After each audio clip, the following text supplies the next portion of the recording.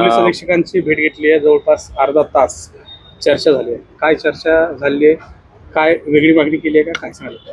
नाही, बीड जिल्ह्याला आपले नवीन अधिकारी म्हणून जॉईन झालेत, IAS अधिकारी आहेत। त्यांना बीड जिल्ह्याविषयी सर्व जी काय मला माहिती वाटली तेवढी मी सांगितलेली आहे।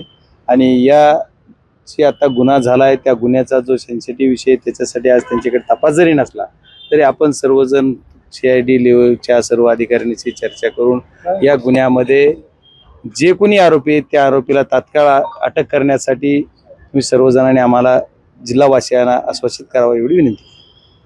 पोलीस तपास सुरू आहे संतोष देशमुख यांच्या हत्येचा, त्या संदर्भात काही चर्चा झाली, काही मागणी केली तुम्ही? काय पोलीस यंत्रणेमार्फत आज CID कडे तो गुन्हा आहे, त्याच्यामुळं आदरणीय SP साहेबांना काही त्याच्याशी मागणी करावं असं नाहीये प्राथमिक स्वरूपात, तरी ते पण त्याच्यावर चर्चा नक्की झाली।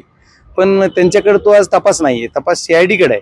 त्याच्यामुळे मी आज जिल्ह्याची पार्श्वभूमी आणि जिल्ह्यामध्ये जे काही चाललंय कायदा व सुव्यवस्था जी ढासळलेली आहे ती पूर्वपदावर आणण्यासाठी आपण सर्वांनी प्रयत्न करावे आणि तुम्ही सर्व ताकदीने काम कराल आणि करावा अशी विनंती मी त्यांना केली। आणि मला पण असं वाटतंय की त्यांच्या बोलण्यावरून त्यांच्या सर्व बॉडी लँग्वेजवरून की ते नक्कीच बीड जिल्ह्यामध्ये चांगलं काम करतील। CID ची जी काम करण्याची गती आहे ते तुम्हाला पटती का? नाही, मी सकाळपासून पण ते सांगतोय की बीड जिल्ह्याच्या या काळीमा फासणारी घटना जी घडली, संतोष अण्णा देशमुख यांची जी टॉर्चर करू मर्डर केला गेलाय याची तपासाची जी गती पाहिजे ती गती आज 22 दिवस झालं, 22 दिवसापासून ती गती मला पाहिजे तशी समाधानकारक वाटत नाहीये। त्याच्यामध्ये गती मिळाली पाहिजे आणि आता त्यांचा तपासाचा भाग आहे, त्याच्यामुळे जास्त आपण संशय त्यांच्यावर व्यक्त करण्यापेक्षा तो जो गुन्हेगार आहे, जो मारेकरी आहे, तो मारेकरी सापडला पाहिजे आणि तो मर्डरच्या केसमध्ये ॲड झाला पाहिजे अशी माझी मागणी आहे। आणि मर्डरच्या केसमध्ये तो ॲड झाल्याशिवाय सर्व जो काही तपास आहे तो योग्य होणार नाही, त्याची सर्व काही तपासलं जाणार। खूप खूप धन्यवाद।